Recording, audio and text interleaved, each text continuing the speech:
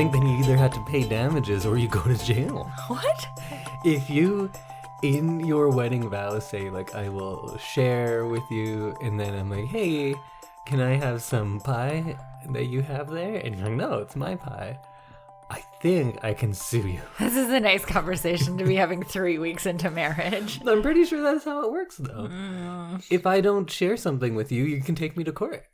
Okay, but I would never take you to court. Well, I would never not share with you. Oh, true. But you, on the other hand... I'm not as good at sharing, you're right. So, I think I can sue you then. No, thanks. Well, then you better give me some of that pie. I don't have any pie. Well, theoretically. Oh, the theater. When you have pie, I have to share it. you have to share it. I usually share with you. Yeah, usually. That's true. But I'm pretty sure that when you do your own vows and you say things, that is a legally binding contract. You did sign it. I didn't sign anything with those vows on it, though. No, but you do sign a contract, and the vows are on video. And you do say, I vow to, I promise to, I will. Right? I think that's legally binding. We'll have to get if you're a lawyer listening to our Are vows podcast, legally binding? Can Indy take me to court for not upholding my vows? I think so.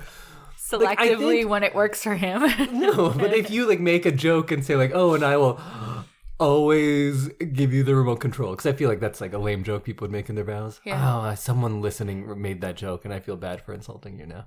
But anyways, it's a lame joke. Somebody's made it in their vows. Can you then be like, oh, they didn't give me the remote control. They promised they would in this legally binding document. Right. I'm taking them to court. It's not a good thing to do in your marriage. No. But I think it is legal. I don't think so. Well, we'll find out. All lawyers out there, tell us. Tell us. Are vows legally binding? I hope And to what not. extent? You hope not? Because I feel like you would try to take me to court. You think I would take you to court for I not don't giving me know. pie? Yeah.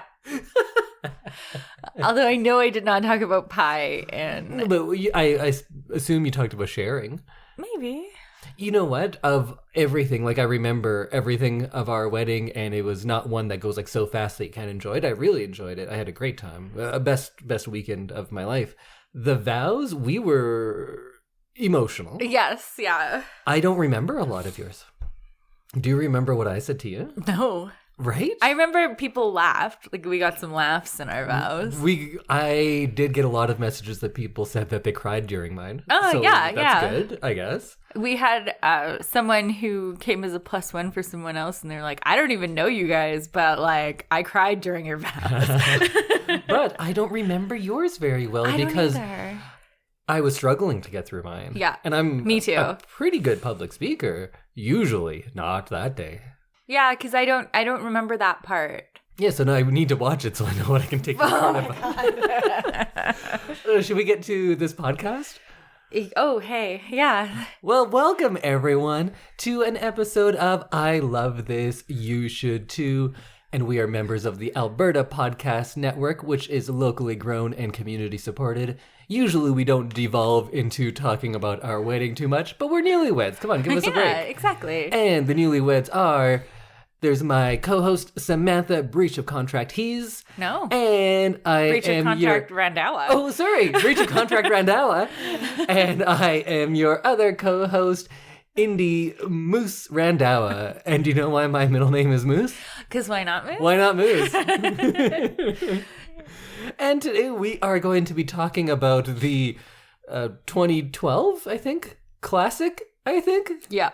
One of those is true. One of them is not. One of those is a thing. Dance film Step Up 4 Step Up Revolution. I kind of see how this could have been a really successful set of movies. Yeah, well, they were. They were. I mean, this made $140.5 million at the box office. That's it. That's These movies wild. do well. They just print money with them, and... Well, we'll get into it very shortly. Yeah. But let's thank our first sponsor of the episode first. And this episode of I Love This, You Should Too is brought to you in part by the Alberta Blue Cross. Even if you're a busy business owner with more meetings than hours in a day, You can be calm and collected when your group benefit plan is taken care of by Alberta Blue Cross. Your employees can manage their own health, dental, life, and disability coverage online, anytime, on any device, making it easier for them and you. To learn more and explore your options, visit the Alberta Blue Cross at ab.bluecross.ca. If this is, for some reason, your first episode of this podcast, we take turns bringing movies to the other person. Samantha is much more of a dance film aficionado, fan. So not like Maria, who is the best dancer Maria's ever. gonna be so angry at us. Yeah. Well, she's not maybe a dance movie aficionado as much as you are. She's a dance aficionado because she is amongst the most talented dancers in the world right now. I heard she's the best dancer in the world. That's what many say. Yeah, that's what I hear all the time. They're like, Maria? Oh, best dancer in the world. I think that's her middle name. I think so. That's what most people call her. But Samantha suggested we do all of the Step Up movies, so we're doing them. Yeah, we are on the 4th movie this week, which is Step Up Revolution or Step Up Miami Heat. Oh, yeah, depending on where you are. But this was another kind of flashy, fun dance movie. Did you like this one? I did, actually. So overall, this is a thumbs up? It's a thumbs up. In the 4 step-ups we've done thus far, where would you rank this one? I think 2, 1, 4, 3. Really? Yeah. Whoa. I go 3, 2, 1, 4. Oh. 3 was the best. Wasn't it? Maybe I'm getting mixed up now. I liked 2 because it had Moose in high school in it. True, but he's just kind of a side to Andy, who is very uncharismatic. True. And although in 3 he is a side to some other very uncharismatic guy, Moose can be the star for longer, and there are a couple of very good dance numbers in it, including that Singing in the Rain one. Oh, that was so good. I think those steampunk coal miners, I think that was 3. Oh, yeah, no, you're right. The quality of dance was better in the 3rd one from the first 2. All of these movies, of course, are dance movies, and then they try to throw in some sort of love story, and it's usually about someone from the wrong side of the tracks and someone who is rich and privileged, and they meet in the middle. And of course, the down and out wrong side of the tracks people are also super rich and privileged, but we don't talk about that as much. Yeah. But I think 3 is the best because it relied the least on the love story. Yeah. It's like, you know what? This is a dance movie. We're going to show you dance stuff. We'll throw in some relationship stuff where we can. While I feel like this and part 1 these are romantic movies to some extent, and we throw in dancing. True. The dance should be the focus. Yes. Because the romance is not good. I feel like this was the first Step Up movie, though, that the dancing was actually really good in. Like high quality dance throughout the entire thing. I thought 3 was better. Oh, really? I think 2 was better. I just thought that the main characters didn't do very good dances on those 2. I would argue the same for this one. I think the main characters are the weakest point of dancing in pretty much all of them, except for 1 because it's not big dance crews as much. I guess, yeah. I still think that the overall quality of dance was higher in this one. I feel like if we go and look at just dance numbers from 2, 3, and this, I feel like you would rank this one 3rd. Okay. I think this has one very good one off the top. Mm-hmm. Good set pieces throughout, but the actual dance and especially the camera work around the dance is weaker in this one. The camera work was very frustrating, for sure. But let's get into it. Should we just go through this movie? We probably should just do it plot-wise, because I don't know how else to approach one of these movies. Let's do it plot-wise. Okay. So first thing, this movie looks good. It does. It looks high budget. It looks beautiful. The cinematographer, whose name is Crash.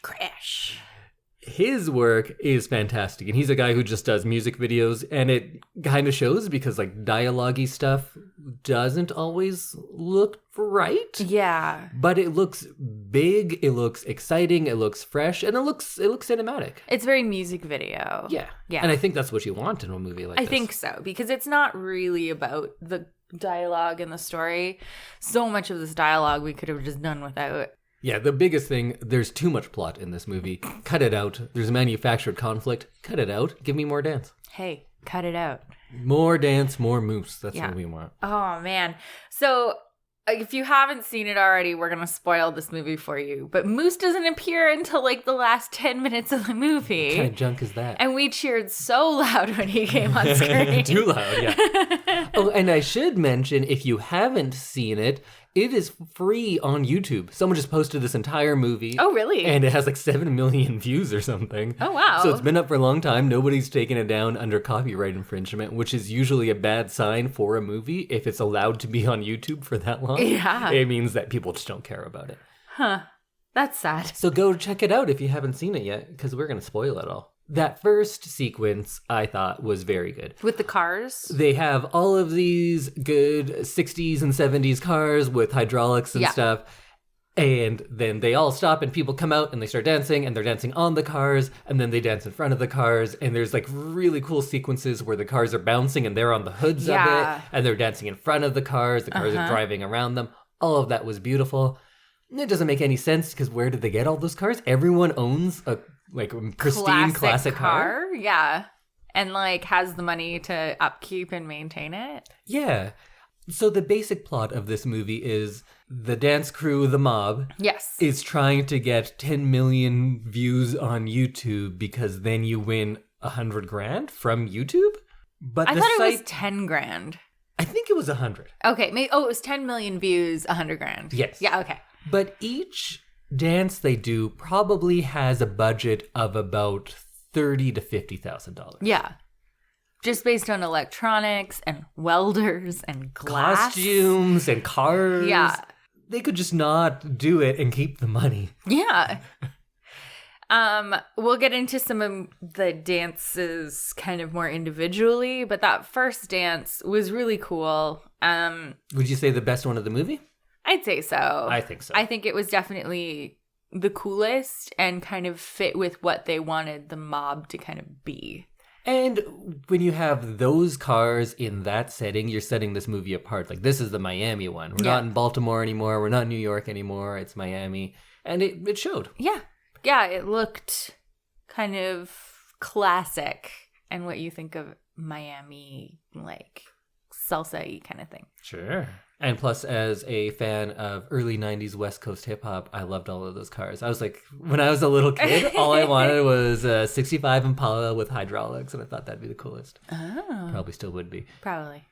And then after this dance, they're the #1 news story in Miami. Everyone's like, who is the mob? Who are they? Well, there's video of them, so you could probably it's not like they're wearing masks. Yeah. Because there was one group that wore masks, right? In this one movie? of the in one of the other movies. I think in part 2, The Streets. Yes, and they cover their faces so that they can't be seen. They do that in one dance. In this. Yeah. They're like, dance is so underground and illegal, which like it's not.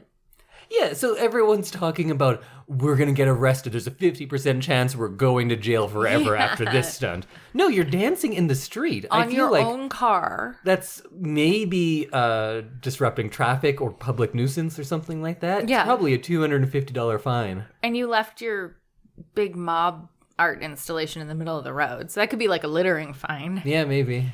But you didn't destroy any property. Nobody was injured during the making of this dance. And really, it was like probably 5 minutes of everyone's life. Yeah, and everyone that was in the traffic that you're holding up was also in the dance. Yeah, there was like one random taxi and that was it. Yeah. So I feel like they're trying to make it seem more bad than it is. This one is the most sanitized of all 4 of them. Because they're always talking about like, oh, this is dangerous. It's dance. And you're like, no, it's not. But dance. at least in the Baltimore ones and stuff, you're in inner city Baltimore. It's kind of sketchy. In this one, they seem like they're in just fancy places along the beach all the time.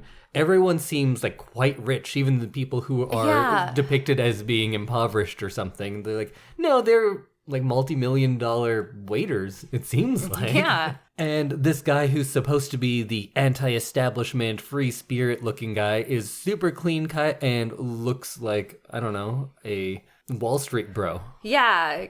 Eddie, who is Sean's best friend.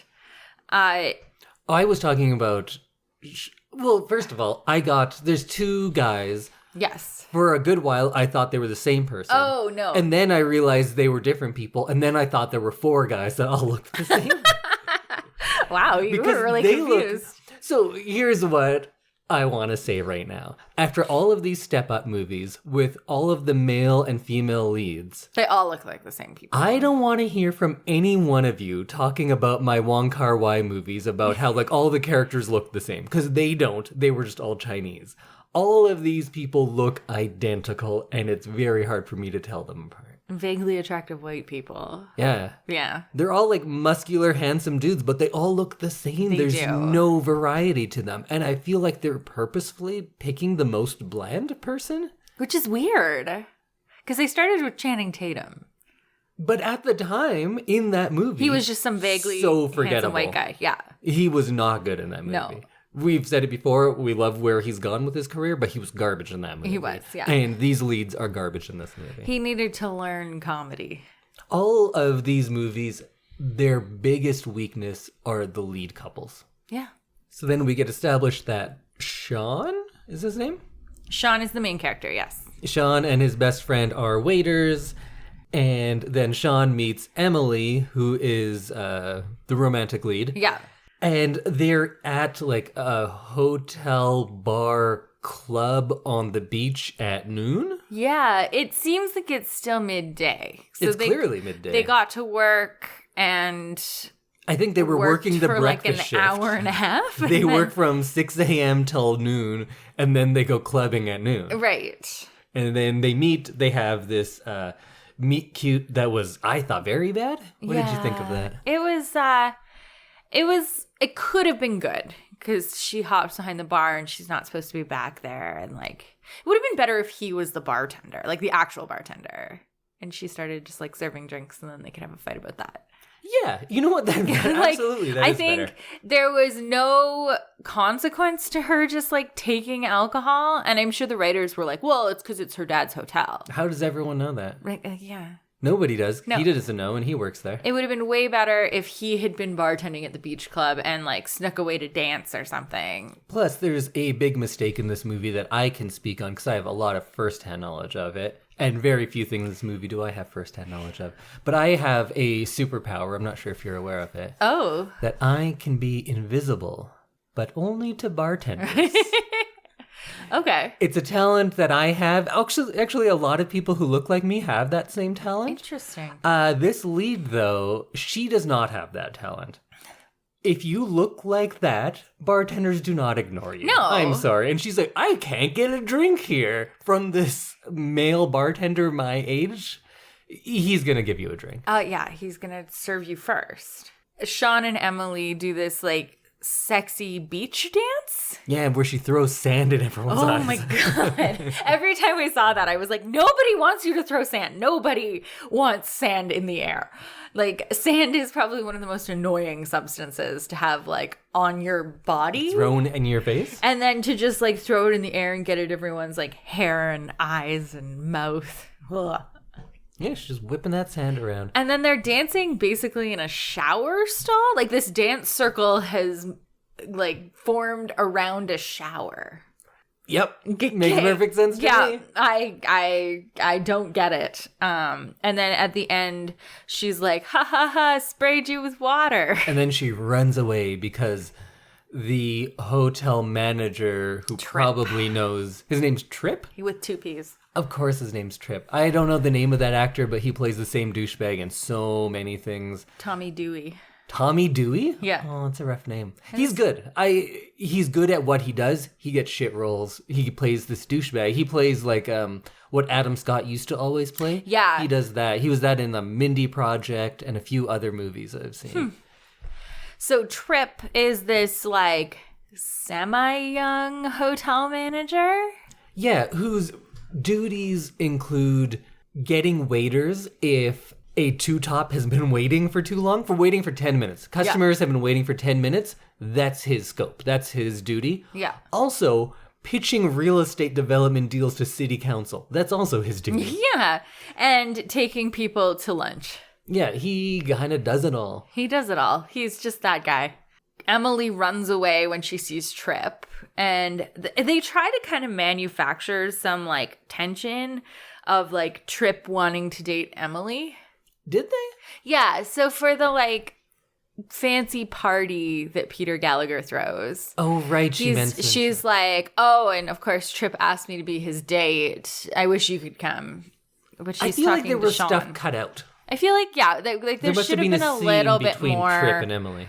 like a possessive scene where Trip assumes that he gets Emily because he works for her dad. I'm just like, you're part of the deal. Yeah. It's in my contract. Hotel and a girlfriend.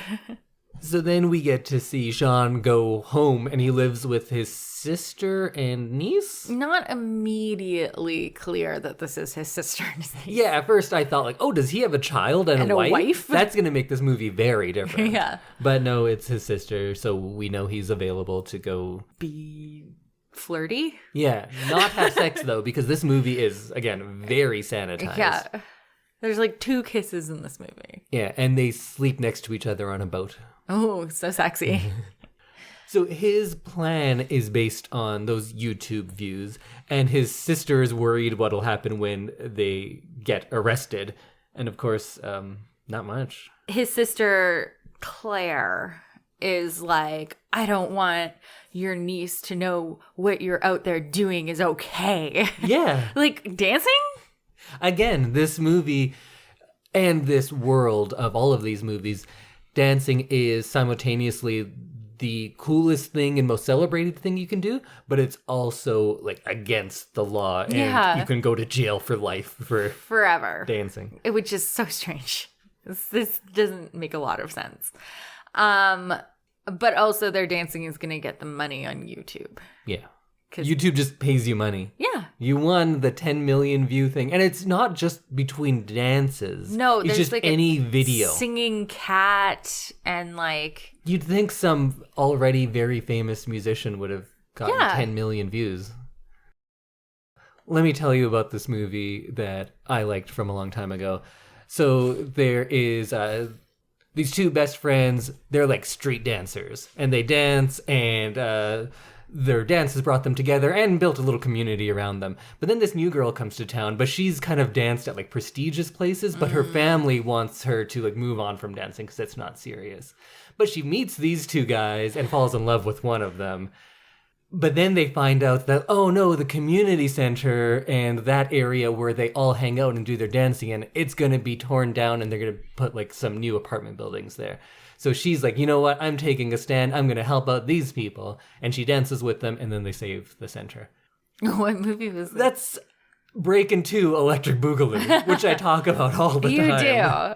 It's the exact same plot. Oh, okay. Gotta save that center. Yeah.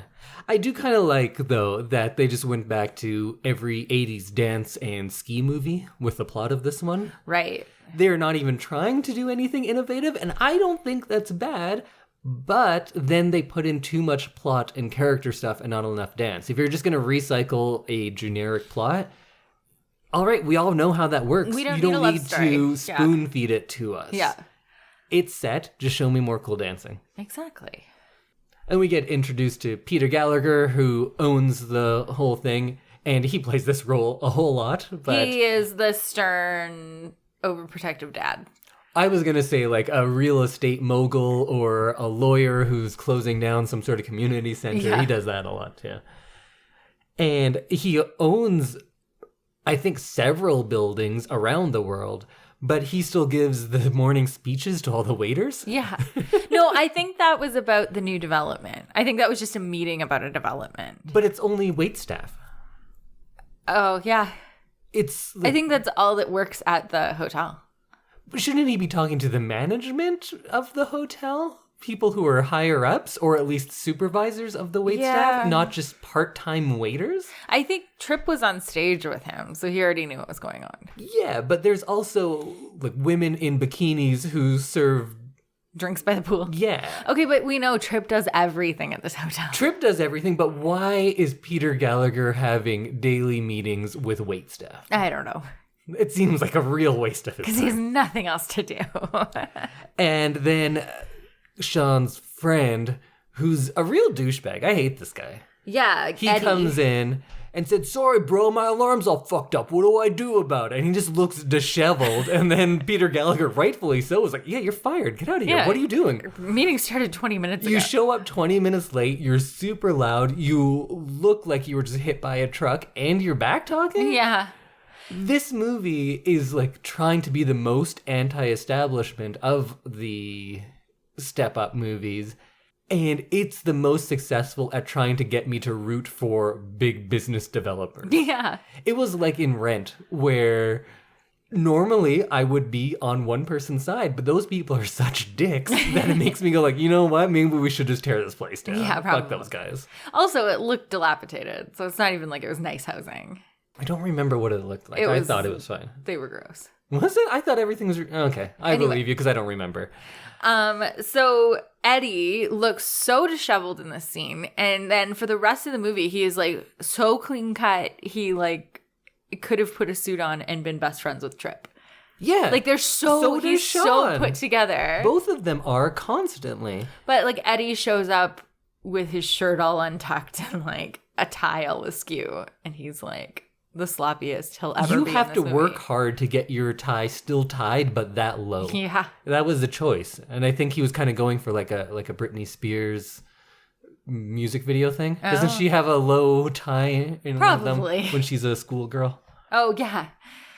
So Eddie gets fired, which, like, that's fair. He's 20 minutes late for work. He clearly, as we learned the day before, doesn't really do his job and is always late and kind of a jerk. Yeah, and this movie posits like, yeah, being late, that's cool. Yeah. They don't know what...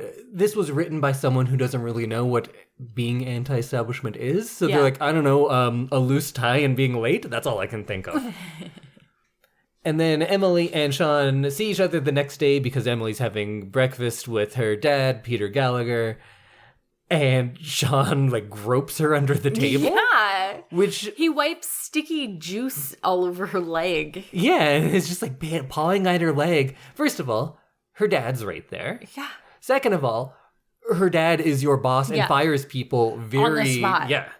But most importantly, this is a woman you just met, you don't know her, and then you're going to start groping her?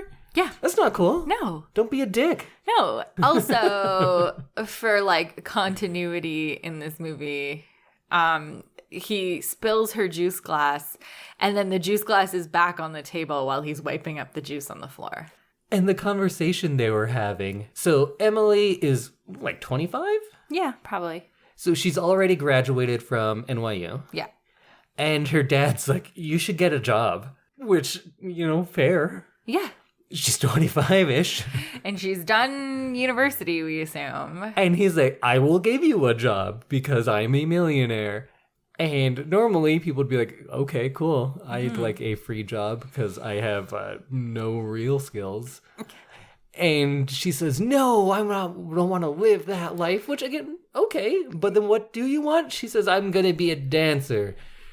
Because she's going to make it now in her mid-20s. 25. And we both said, like, we both did things as kids that... I've done some things as a kid. No, I mean, as kids, that, like, some people do turn into a career. Like, you did hockey and I did dance. Yeah, and by the time I was probably 13, Yeah. I knew I wasn't going to be a professional hockey Yeah. player because if you're high-end in something, you will be high-end the whole time. There's very few players who are Just good. who do come into it later in life and be like, oh, yeah, now I am the greatest in the world. Yeah. But she feels like, you know what, 25, that's when I'm going to peak as a dancer.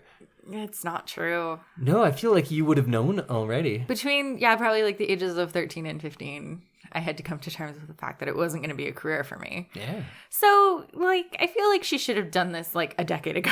Yes. And then Sean and Emily get together, and he says, oh, I know how you can get your ballet to the next level. You need to put some of that street in there, which is something we've heard in all of these movies. I think so, yeah. So that's just a thing in all of these movies. And she says, I can't do whatever I want. There are rules. And then he says, sometimes you gotta break the rules. That's the plot of this movie. I like this action hero voice you're doing. Well, that's what he does. And he sends her a note saying, I think, sometimes you have to break the rules. Yeah. I can't remember exactly what the note says, but basically, yeah. So they do this second dance. The mob does this second dance at an art gallery. Yeah, and it's shot like a heist in the prep.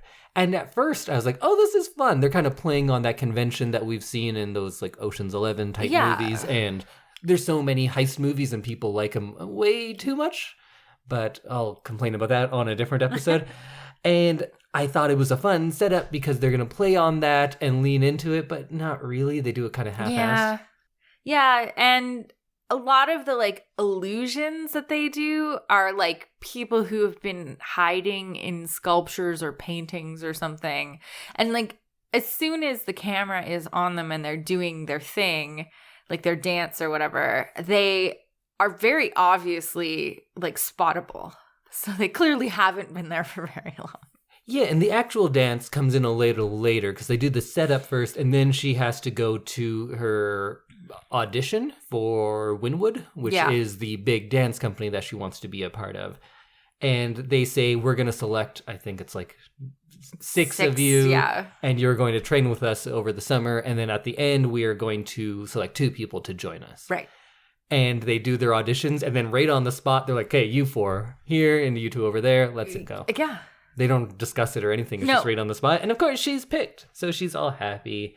And this person who is in charge of it, Mia Michaels. She must be somebody famous because there's no way this person auditioned as an actor and got this role because she was terrible. And I had an unjustified amount of hatred towards her. So this is Mia Michaels. She's a big dance choreographer for like big stars. So she'll do like tours for pop stars and stuff and choreograph them. Okay. She is not a good actor. She's so hateable. Yeah. Is she meant to be a villain, do you think? I don't think so. I think she's I supposed to hate like her so much. be inspiring or something. No, she's like a super Karen. She has that haircut. She does. That's some inadvisable hair. And I don't know how she watches all of these auditions because only one of her eyes is free. The other one is completely covered by her hair. And that eye is squinting so closed. I don't know how she sees anything. I don't understand her eye movements. There's a lot going on there. So Mia Michaels is a judge on So You Think You Can Dance, and she has choreographed for Celine Dion, Gloria Estefan, Madonna, Ricky Martin, and Prince. Oh shit! So she's like big time. She's big time. But she's a bad actor, she's just a bad person. I don't know, because she's probably just playing herself, right? I am not sure. Either way, I disliked her more than someone who has that few lines should be disliked. Okay, true.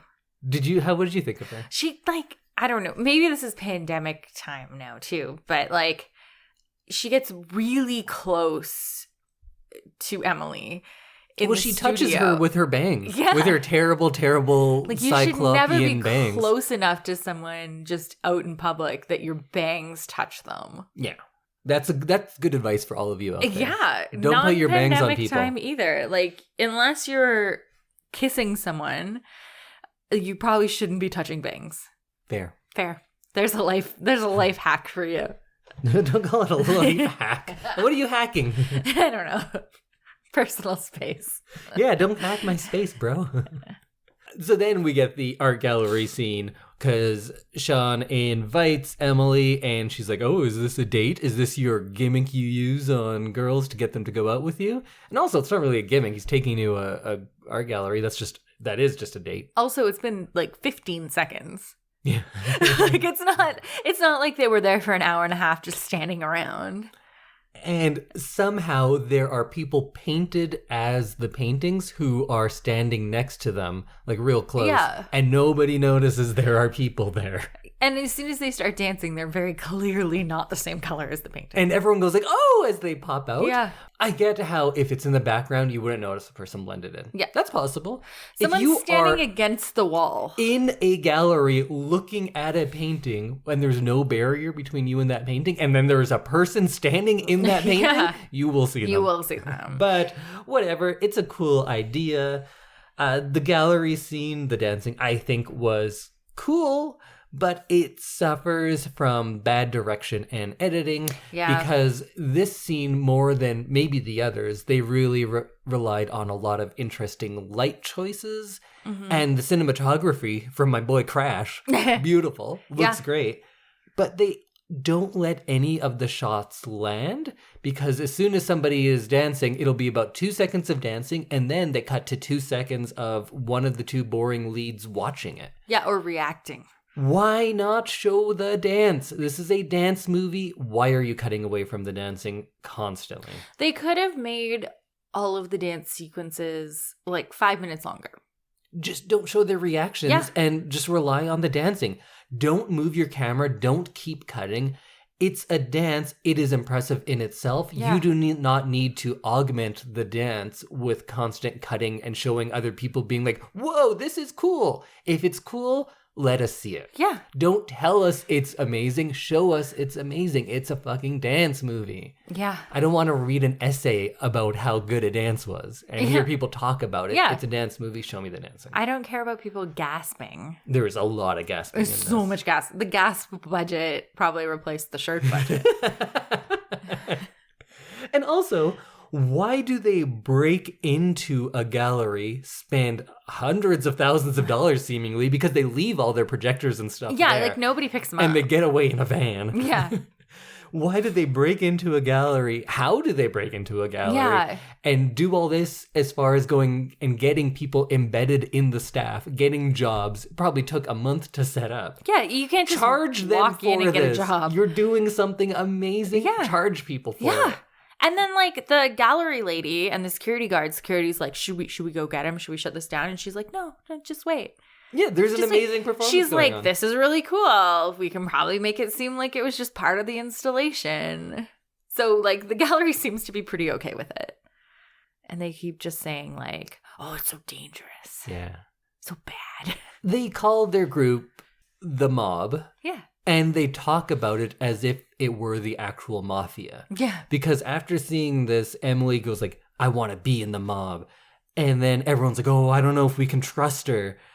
Oh, it's a dance crew.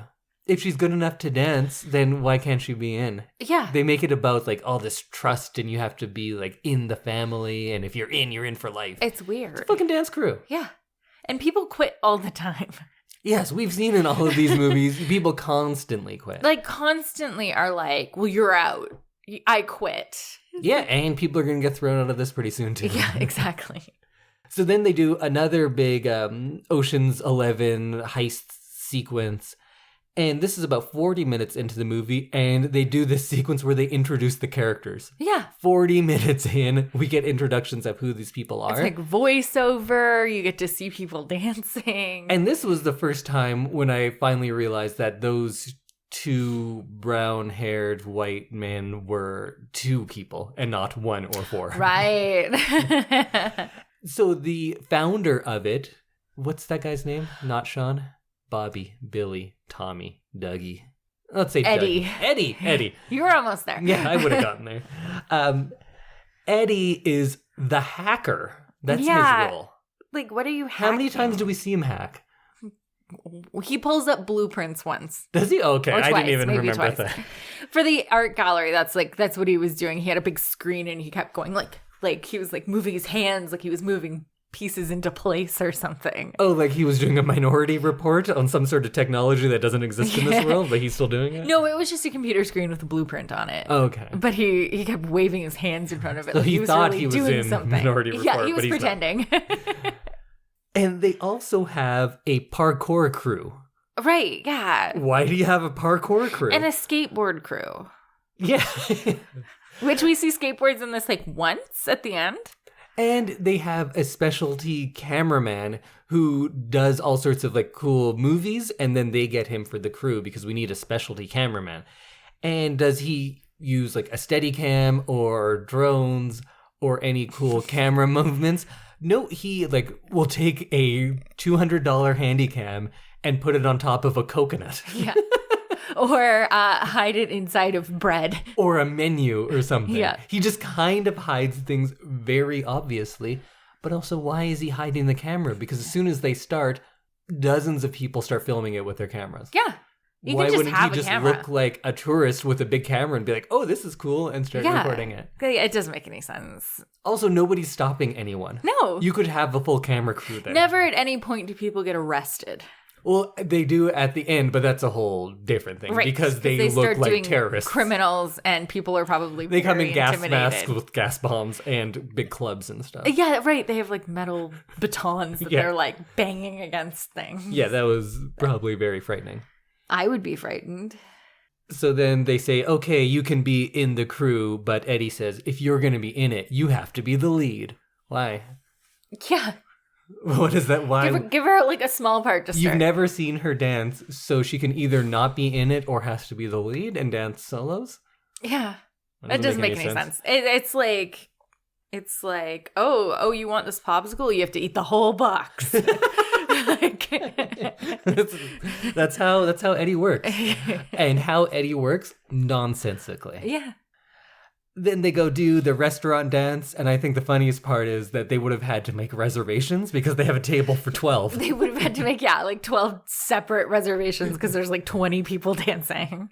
And then they do their dance. It's fine, I guess. Yeah. I don't think it was a particularly good dance. No, it's definitely the first kind of more destructive dance that they do because they're like on tables and like...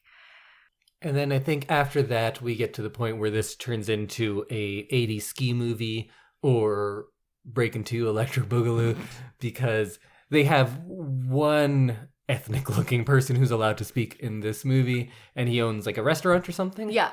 And he goes, like they're shutting my bar. place down tomorrow. Yeah. Because Peter Gallagher is buying up the whole city, and he's going to throw all of us bums out of here. Which, like... Yeah, K1, like, real estate law exists. So, they should probably give you, like, 2 weeks. You'd think, how does any building development thing go up overnight? But these ones? Yeah. Also, everything's fast. like, owning a bar, there's no way you could pack that up overnight. Like, an entire bar that you've owned for years in the same spot, I assume.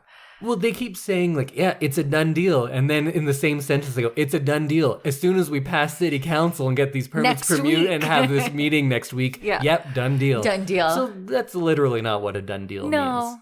And of course, who can be the spokesperson for the cultural mosaic that is Miami? Is it one of these restaurant owners? Is it a Cuban immigrant who has now raised 2 generations of family there? No, it's a generic white guy. Yeah, a very handsome, clean-cut, muscular guy, and said, like, I'm going to be the leader of our community. How? I'll dance? Sort of. And we are never quite sure how dancing at someone will change their mind or even tell you what you were trying to do. But the next one has a bit of a goal, at least. The next dance that they do is during the city council meeting, they pull a fire alarm. Yes. And then everyone starts leaving the building because it's a fire drill, they assume. And instead, the fire alarm turns off and they do this like stop motion dance. Yeah, it was cool in concept, and they're all dressed like businessmen. And again, big suit budget. Costume budget for this would have been more than $100,000. There was 60 people in this crew. Including tailoring and everything. And they have this dance on that escalator that looks very cool because they didn't cut away from it. And they keep doing things that I think would look awesome with all of these people in businessmen suits who are like freezing and then moving and then money is falling from the sky. Yeah. Could have looked amazing. They didn't show any of it to me. They kept cutting away to, what's his name? Skip? No. Oh, Trip. Trip. They keep cutting away to Trip being like, wait, what? Huh? Yeah. Why are you showing him constantly? Show me the dance. Yeah. It's a dance movie. He has the same reaction every single time they cut to him. So let's Yeah. just assume he's making that face the whole time. And poor Tripp, that actor, just has to be like, okay, now act like you're shocked and angry, but you can't do anything about it. Yeah. Now do it 8 more times. Yeah. Like, you can't do But make much it with different. that. Yeah. So they do that and they keep cutting away. It's poorly done. It may have been a good dance sequence. I don't know. They didn't show it to me. But meanwhile, they're doing all this. They also have like a welding crew and a painting crew. Yeah. And I think they must own a crane. They must. Because outside of the building, while all this is happening, they've constructed a 20-foot tall, 2-ton sculpture robot. Yeah, there's flashes during this dance of them building it. And I think, is it like flash dance? Is that what flash dance is? With welding? Yeah, I think this is flashback. Oh, and also they're all wearing welding helmets, But like up. but up. They don't cover their eyes with They're it. wearing them like baseball caps. Yes. But welding. So they're all blind now. I assume. Half the crew is blind now. Yeah, the whole welding crew at least. I didn't realize they had a welding division. They totally do. They have many different art divisions. But I want to know who's their crane operator. Yeah. Because they get cranes in and out of places very quickly. It's a pocket crane. How do you get something that heavy that high up? Yeah. You need a crane, right? No one's carrying it. Like art installations sometimes take like weeks to install. They essentially build a small building Yeah. in the time of a dance. Yeah. It's wild. And then the briefcase opens and it says, "We are not for sale." Right. So this time they actually have A reason. a message. Yeah. I don't know if everyone would understand what that's referring to. Yeah. Because it's a big building. All sorts of things are going on and it could mean lots of things. But whatever. And they really like leaving their signature, the mob, around. Yes. Another big complaint of this movie, this was in peak dubstep time, apparently. Oh, there's so much. dubstep. I don't like dubstep. It's loud and stupid. I'm going to go say something crazy. There's been some dubstep I kind of like. Really? None of it was in this movie. Okay. So maybe I don't. I just hate that, like, I don't even know how to... Yeah. How, like, it's 90% just that one long horn note. But like a robotic horn. Yeah. Like an electronic horn. I feel this must be when Amazing Spider-Man 2 came out. Because I remember that Electro's power, like the Jamie Foxx Electro, was dubstep. He would shoot out dubstep at people.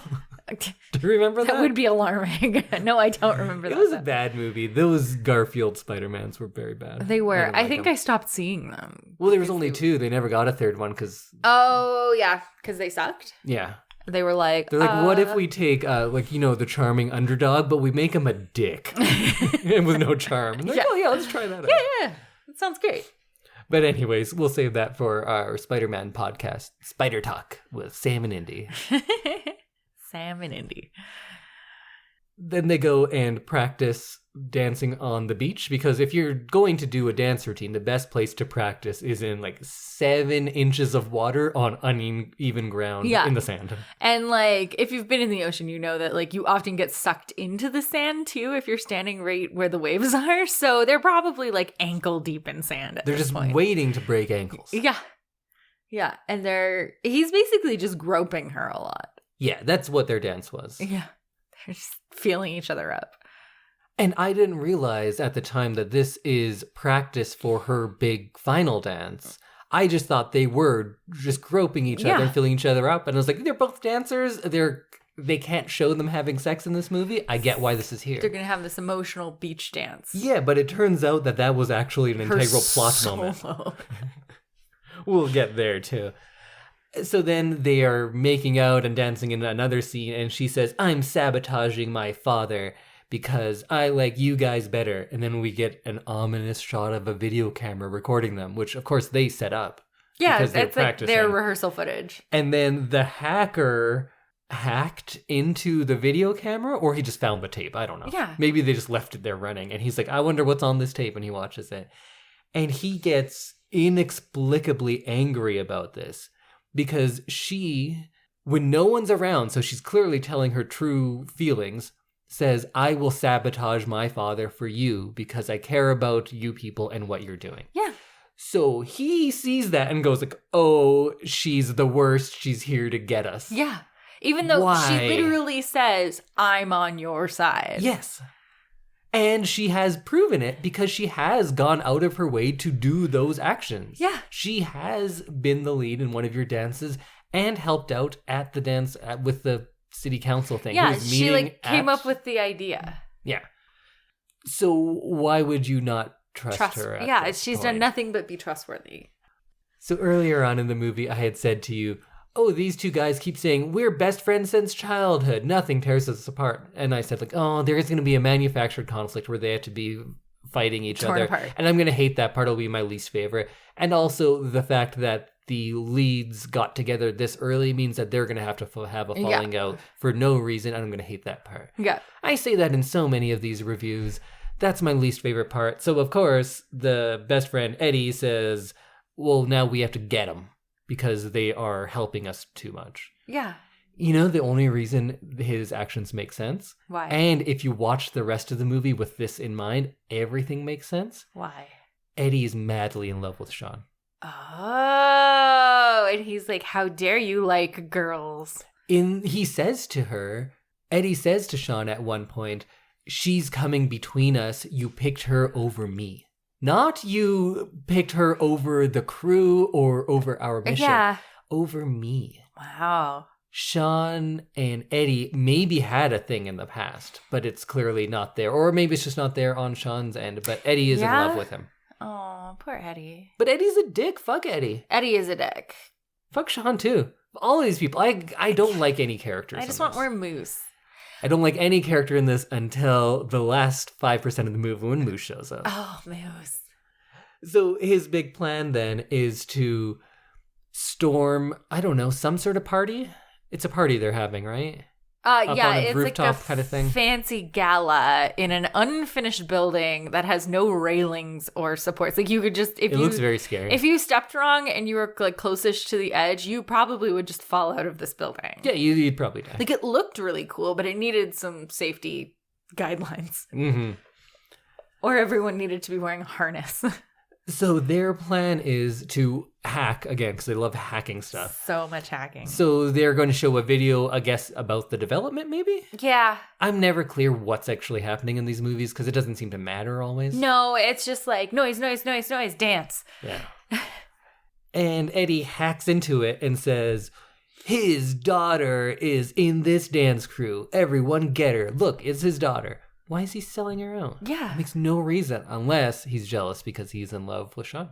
This movie actually makes a lot more sense now that you've brought that up. That's the only way any of these actions make sense. It's just that he's a Yeah. jilted ex-lover or just super jealous because Sean's not into him the way he's into Sean. Oh, that's sad. Yeah. That's really sad. But fuck him. Eddie's a dick. Yeah.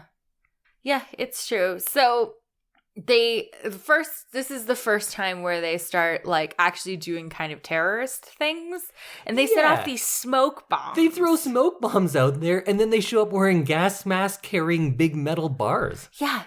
And then still people don't run. They're like, oh, what's this?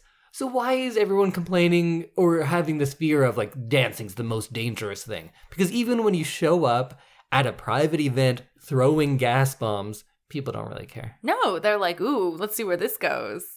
Like, that was legitimately scary. Like, we've been to fancy events like that, and if people ran in gas masks and started throwing, like, smoke bombs around, everyone would be terrified. When you said we've been to, I thought you were going to be like events where there's tear gas being thrown. I was like, no, you weren't at any of those. But you meant the other side. I meant the other side, like as a guest. Yeah, it I would wouldn't be like immediately be like, ooh, what's going to happen next? the 1989 Batman.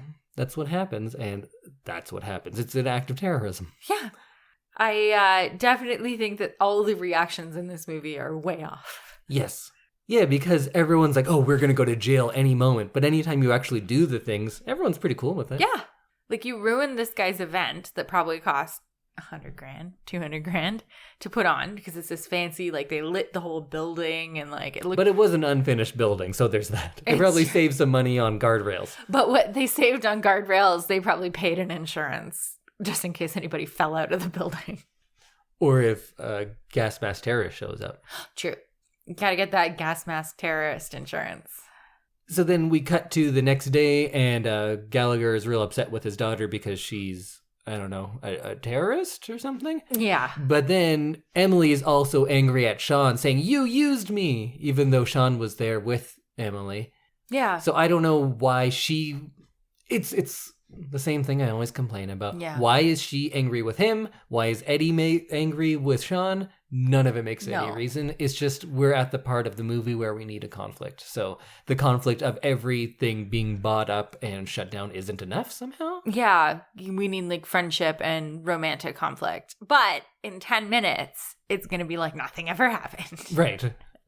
No, it's like 40 minutes later because way too much of the movie is bogged down in Oh this. my God, that's right. Okay, I think I blocked out like 40 minutes of this and movie. I think for the next bit, we'll just kind of like go over it very briefly. Yeah. But the very next day, everyone is moving out because city council passed it. And then all of the developers are like, all right, you got 24 hours, I guess. I was just about to ask, can they do that? But it's a movie, so probably. Yeah. And people just keep running into each other randomly on empty beaches and boardwalks and shipping yards. It's a huge city, but if you just want to see your friend, you just walk down the street and you just kind of run into them. Yeah, they all go to the same 4 places. And again, we'll just skip over the next 30 minutes because it's just annoying conflict stuff. And I really hated the hacker guy. Yeah. Because he looks like a low-budget Dave Franco mixed with a knockoff Justin Timberlake. Oh, right.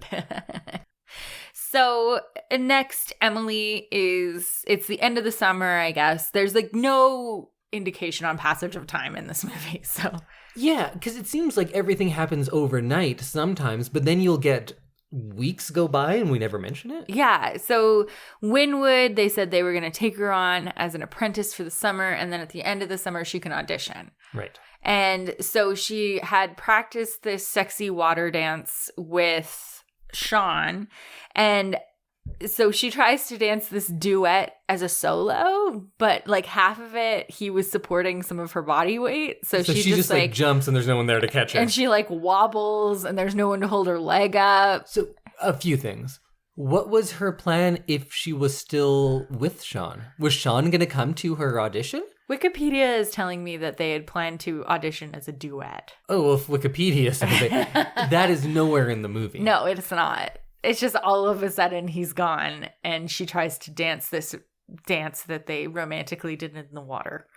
So why would you do a duet as a single person? She didn't change the dance. No. She did the exact same dance that was a duet by herself. Yeah.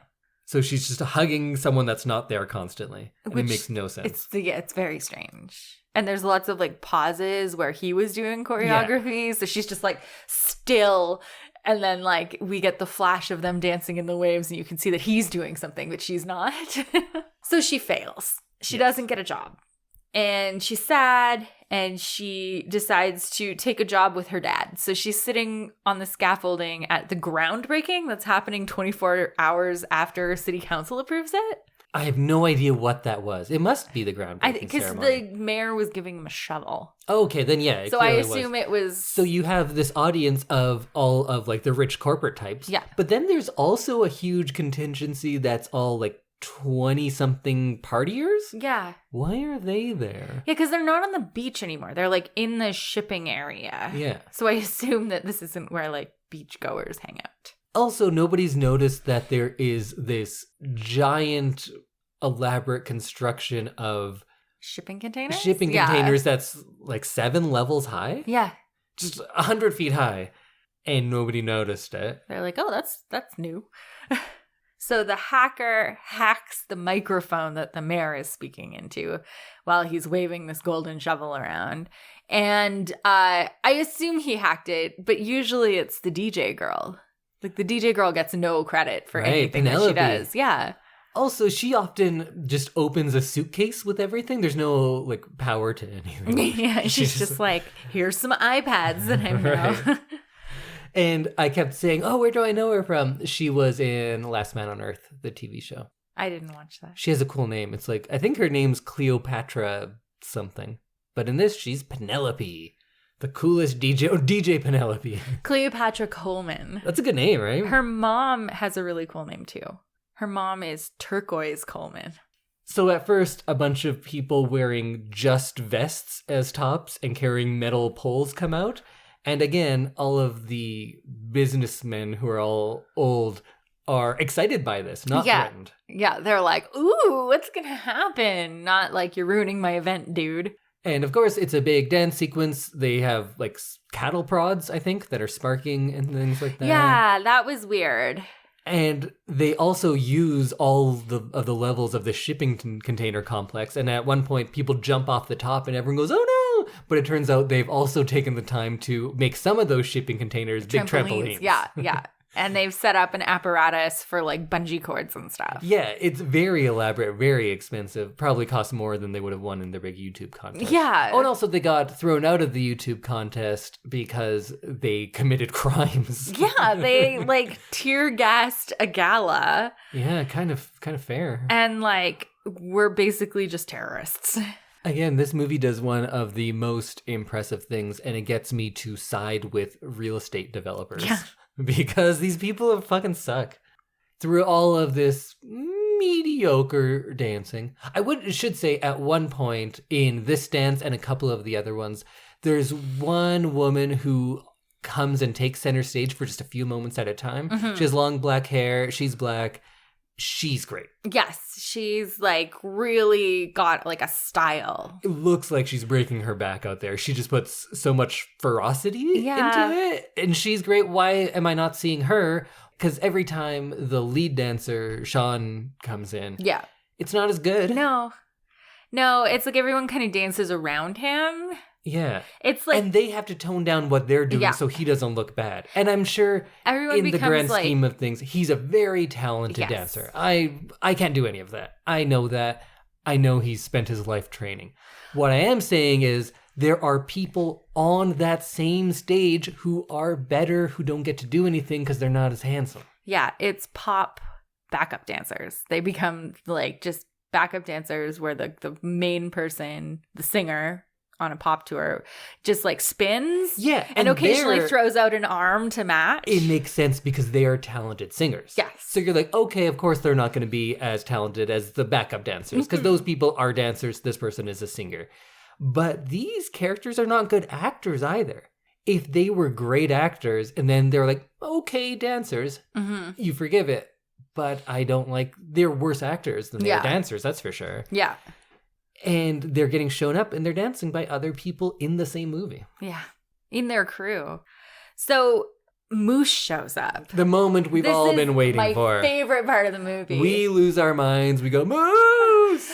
I threw my hands in the air on the couch.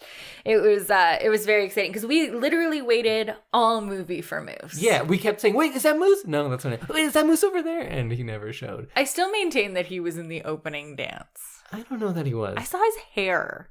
Maybe it just looked like Moose, but... Maybe. I didn't see him. I really thought it was Moose. Anyway, so Moose shows up with the House of Pirates because they needed 75 more Jenny dancers. Kiddo's in there. Hair's in there. Yeah. And it's like a huge production now. Sure, we're fans. We've come across. We know we're biased. Yeah. I think when Moose shows up, he fucking kills it. Yeah. He was great, right? He was fantastic. He's way better than Sean.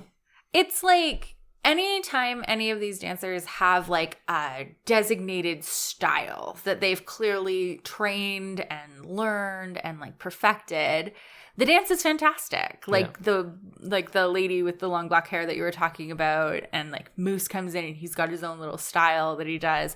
And everybody else is just kind of dancing to dance like the main characters. Right.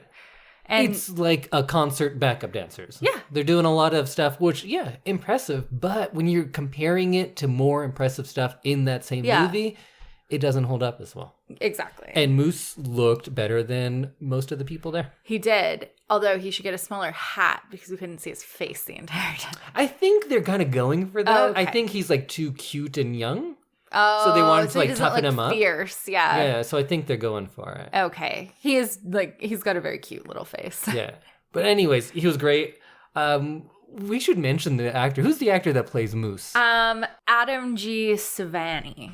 Okay, so we should like tag him on our Instagram post or something. I bet he would. Because we are huge fans of yours. Huge fans of Moose. You kill it. You're great. Every single you time. bring great comedic levity, which these movies desperately need. Yes. And super talented dancer. So good. And like great hair. Great hair Those too. curls are fantastic. Absolutely. So, Favorite character in the movie? 100%. Outside of Moose, who do you like in this movie? I don't know. I don't think I like a single character. I think I'm coming to that realization too. Of people with speaking roles, well, Moose, number one, easy. Yeah. But beyond that, there's a few of the dancers that I noticed that were like standouts. Yeah, but they don't talk. none of them speak.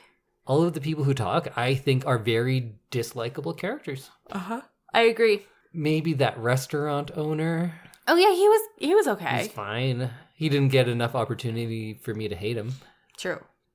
Yeah. Maybe that city councilor / Nike rep. Which, let's get to that. Okay. So they do their big dance, and then there's that one old man that they keep showing his reactions, because why would we show a dance? We want to see the reactions of an old man in a suit.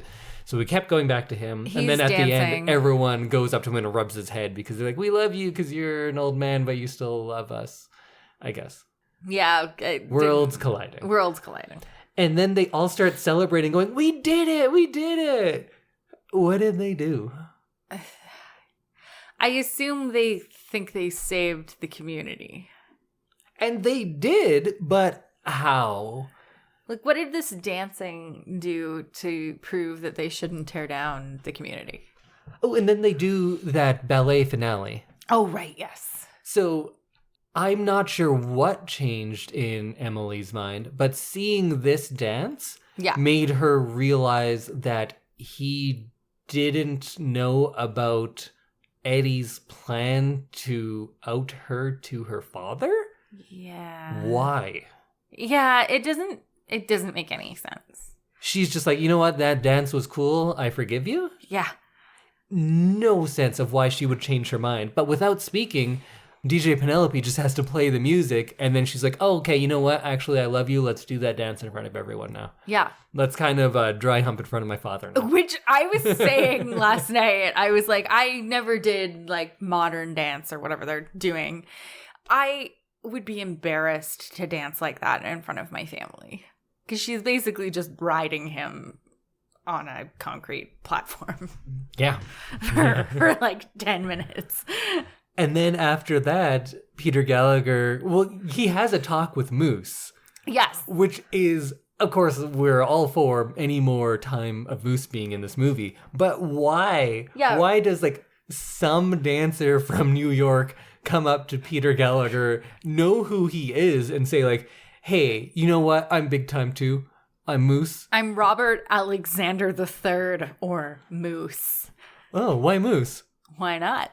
Oh, shit, you got me there, Whoa! Moose. And based on that, I guess, Peter Gallagher is like, okay, yeah, I won't develop this anymore, even though everyone's already been evicted. And if we're doing a groundbreaking ceremony, doesn't that mean everything's been demolished already? Yeah, because you'd be like turning up the ground that you're for building gonna build on. Yeah, the ground is ready. Yeah, what a groundbreaking is. So I'm not sure how many of those buildings are still standing. Yeah, but either way, now he goes, you know what? I'm not gonna build here anymore. Why? What changed in his mind? I think city council said that they're pulling the permit. No, he says at first that I'm not going to develop here anymore. Maybe instead of tearing things down, we can build it up. Oh, so he's like, we're going to keep the community. Yeah. For some reason. Yeah. That we don't understand. What changed in his mind? The magic of dance. But he saw at least 2 dances already. Yeah. This one was just better because this one had trampolines. Yeah. You know what it was? And I said it jokingly earlier. It was Moose. It was Moose. Moose was the only real difference. Moose changed his mind. Yeah. And said, I'm Moose. Because... Why not Moose? Why not? I'm gonna make Why Not Moose t-shirts. I would like a Why Not Moose t-shirt. I want a Why Not Zoidberg and a Why Not Moose. So everybody's saved. Sean and Emily are in love. Eddie's in the background doing something. Oh yeah, they make up because why not? But the big problem is Emily still hasn't become a professional dancer by the end of the summer and will now have to work a very cushy multi-million-dollar job for her father that she's unqualified for but will still get. Unless she becomes a professional dancer. But how could that happen suddenly out of nowhere? Suddenly, the advertising guy for the company that Mr. Anderson owns says, one of my other clients is Nike, and they're looking for something fresh and new for their new line. How about you guys do it? You're hired. Even you, who I've never seen dance before. Or I guess she did the ballet or modern dance thing. She did the modern dance thing. And now they all work for Nike? All 175 of them.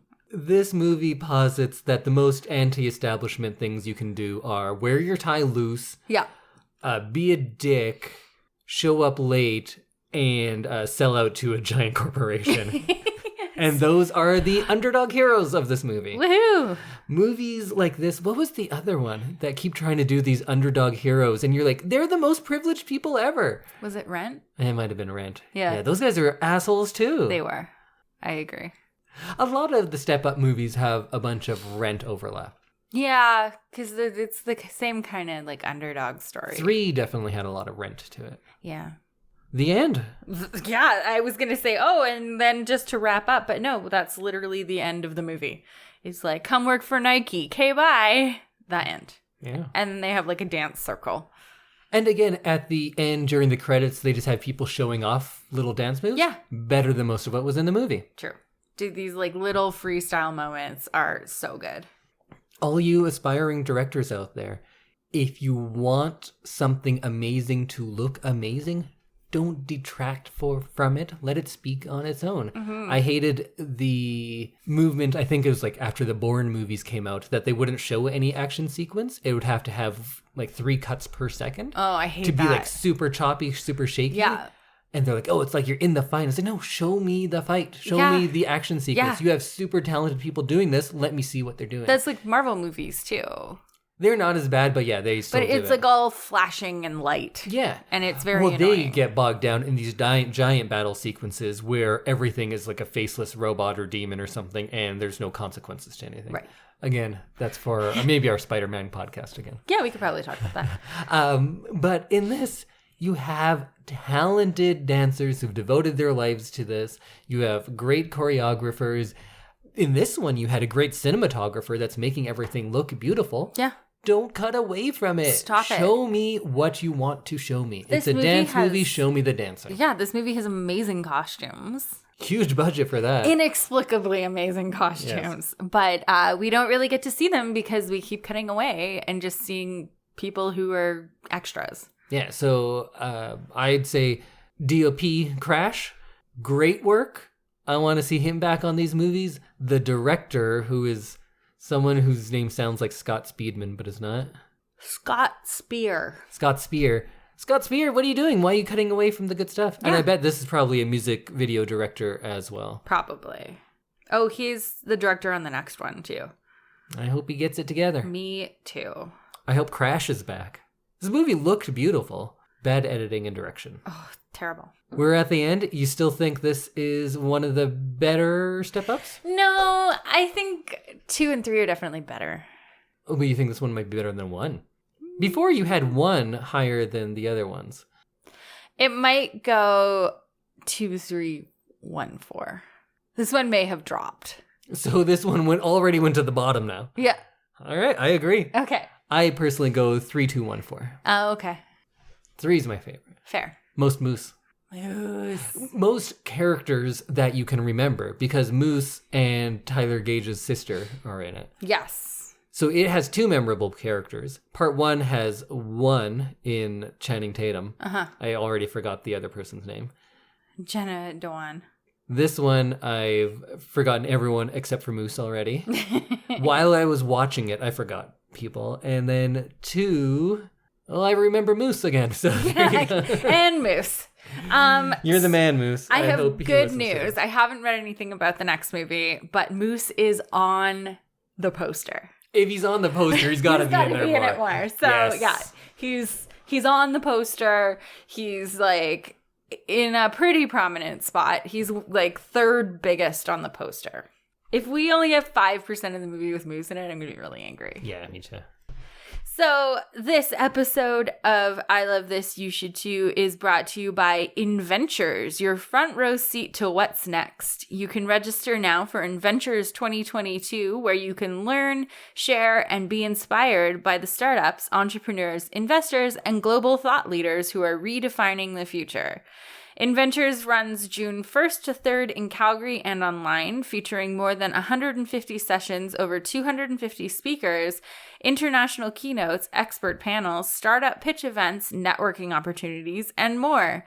Reserve your pass now at inventurescanada.com.